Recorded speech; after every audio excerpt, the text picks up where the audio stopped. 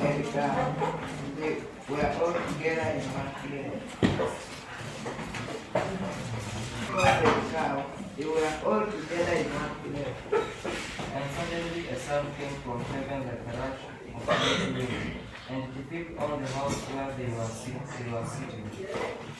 And there appeared them is a fire, distributed testing on it, and each one of them. And they were all filled with the Holy Spirit and began to speak in other tongues, and the Spirit gave them utterance.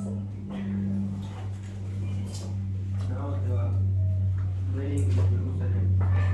Jews devoted from heaven And at this sound there was no people, and they were relieved, because each one heard them speaking his own language. And they were amazed and wondered, saying, and not all those who were speaking with.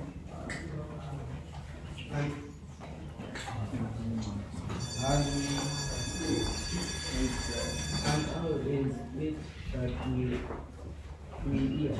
Each of us is in his own native language. And they were amazed and wondered, saying, Are not all these who are speaking Galileans? And how is it that we hear each of us in his own native language? Guardians are raised and